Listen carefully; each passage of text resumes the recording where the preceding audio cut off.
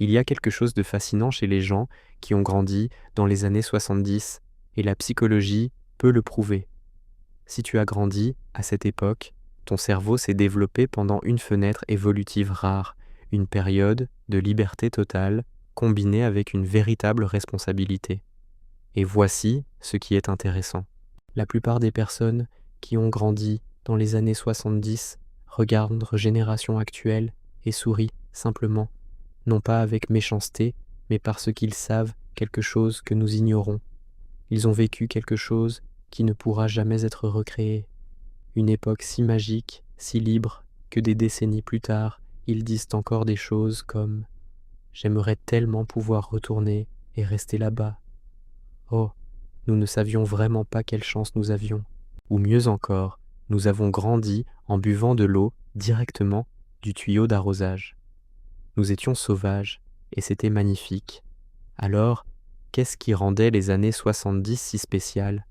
Et plus important encore, qu'est-ce que cela a fait à ton cerveau qui te rend différent aujourd'hui?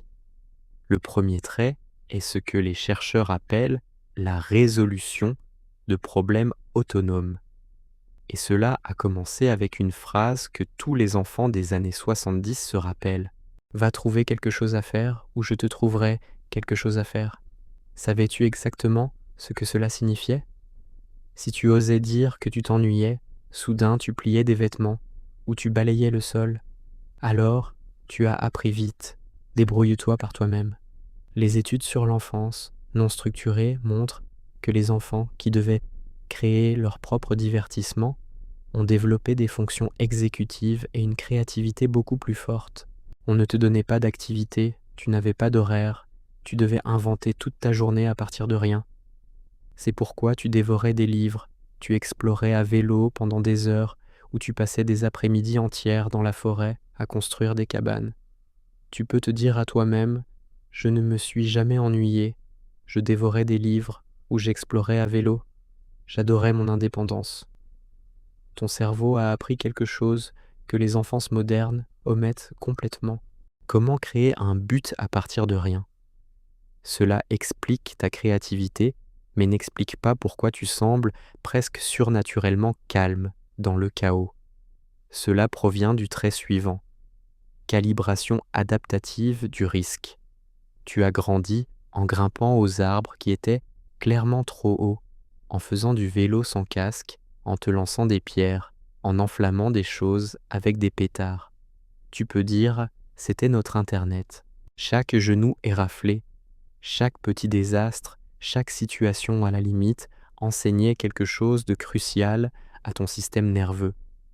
La recherche en psychologie du développement montre que les enfants qui ont expérimenté des risques physiques dans leur jeu ont développé une meilleure évaluation des menaces et moins d'anxiété de base.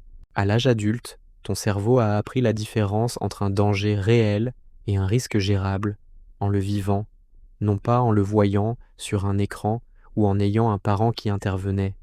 Tu t'es cassé des os, tu as des cicatrices, et franchement, cela ressemblait à une médaille d'honneur avec une histoire derrière.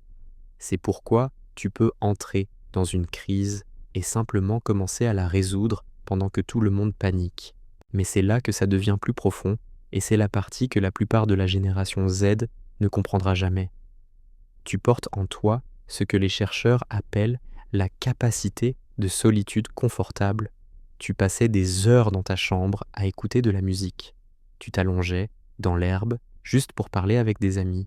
Tu explorais seul, non pas parce que tu étais seul, mais parce qu'il n'y avait pas d'écran qui exigeait ton attention toutes les 3 secondes. Les études sur l'enfance prédigitale ont découvert que les personnes qui ont grandi avant la connectivité permanente montrent beaucoup moins d'anxiété quand elles sont seules avec leurs pensées. En fait, une recherche récente a montré que les participants préféraient recevoir de petites décharges électriques plutôt que de rester assis en silence pendant 15 minutes.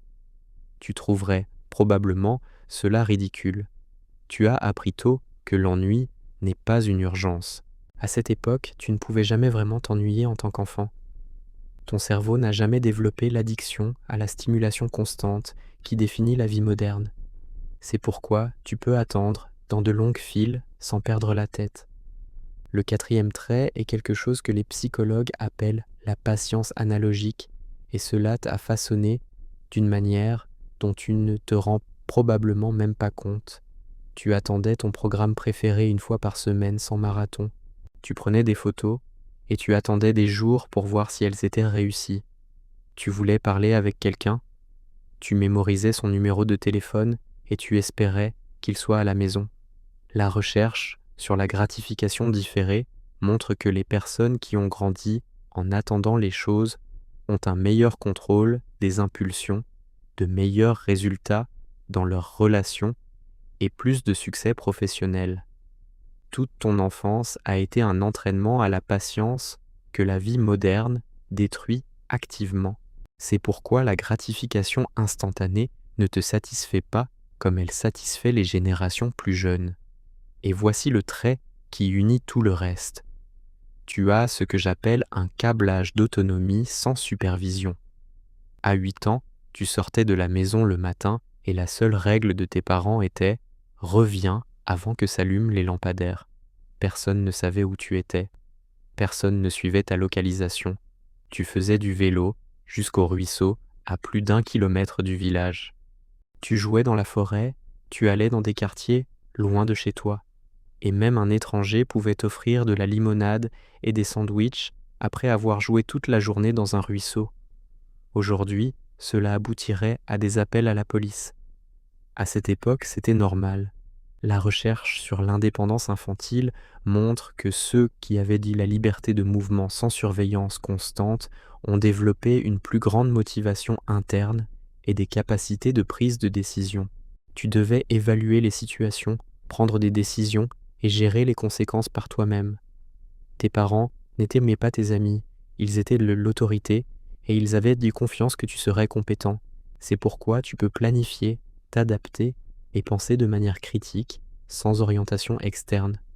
Chaque fois que tu regardes le monde actuel et que tu te sens déplacé, souviens-toi de ceci.